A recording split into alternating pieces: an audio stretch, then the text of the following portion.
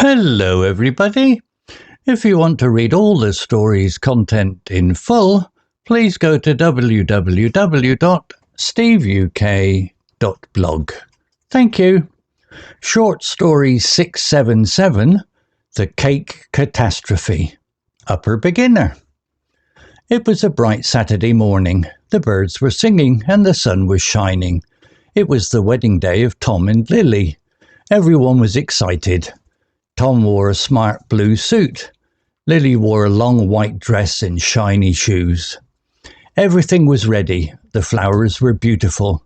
The guests were smiling. The music started and Lily walked down the aisle. Tom's hands were shaking, but he looked very happy. After the ceremony, everyone went outside for photos. Tom's best man shouted, "Smile!" and everyone laughed. Then it was time for the wedding cake. It was big, white, and very tall. But just as Tom and Lily walked over to cut the cake, something terrible happened. A little boy ran past and bumped into the table. The cake wobbled. Then it leaned to the side. Everyone gasped. Tom tried to catch it, but the cake fell, right on his shoes. Lily screamed. Tom looked down at his cake-covered feet and then started laughing. Soon everyone was laughing too.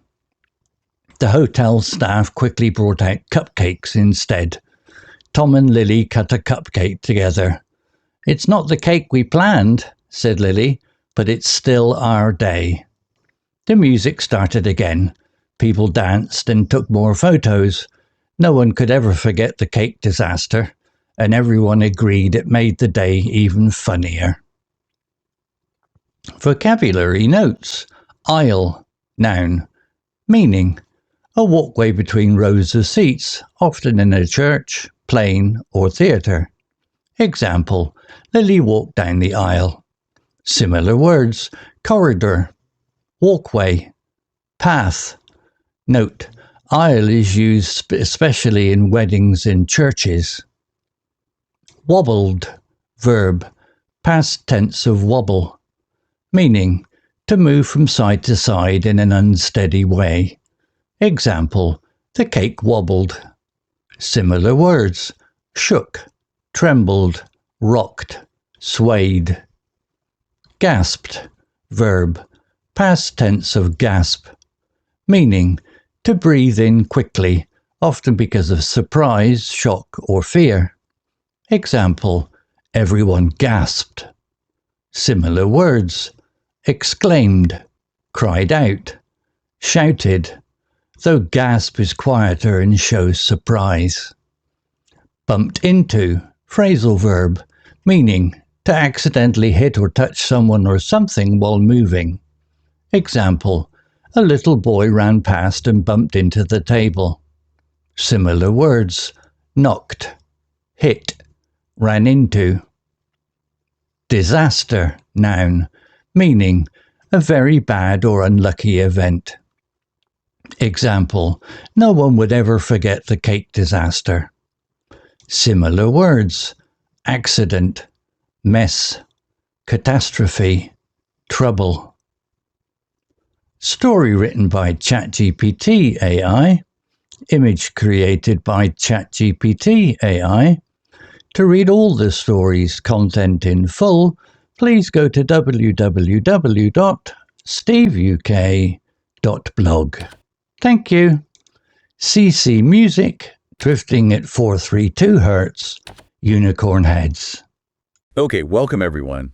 Today we're doing a bit of a deep dive into a short narrative called The Cake Catastrophe. And we're treating this story, its details, its specific vocabulary, as our main data source. Exactly. The idea is to see how much we can pull from it, how adversity sort of shapes a memorable moment. So let's set the scene. The source paints a picture. Tom and Lily's wedding. Bright Saturday. Yeah, very traditional. You've got Tom in his blue suit, Lily in her white dress, shiny shoes. The works. Beautiful flowers. Guests are smiling. The source even mentions Tom's hands were shaking during the ceremony. Classic nerves. Right, setting up this image of planned perfection. And central to all this perfection, the wedding cake. Ah, yes, the cake. Described specifically as Big, white, and very tall. That detail, very tall, is important, doesn't it? Like it's setting something up. Definitely. It gives it that potential energy for what comes next. Maximum visual impact potential. Okay, so the couple approaches the cake, this perfect centerpiece. Yeah. And then what happens?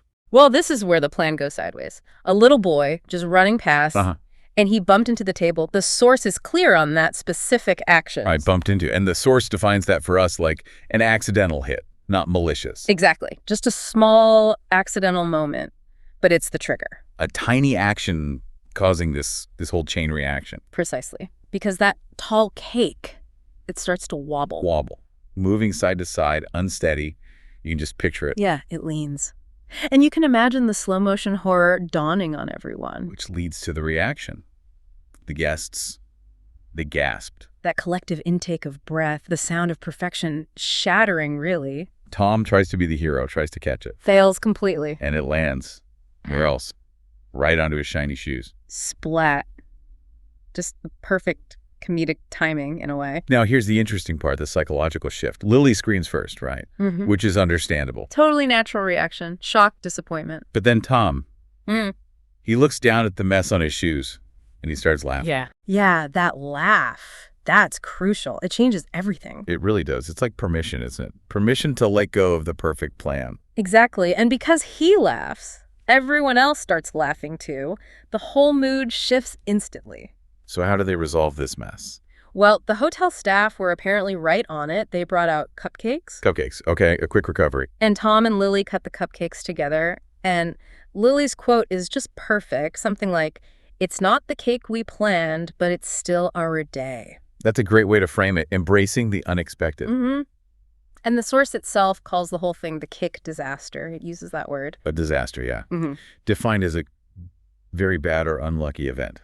But then it concludes that because it was so funny, so unexpected, nobody would ever forget it. It actually made the day more memorable. So synthesizing this, we see how a small accident, a bump, leads to a wobble, a gasp, and ultimately a disaster. But the reaction, the laughter, turns that disaster into, well, the highlight.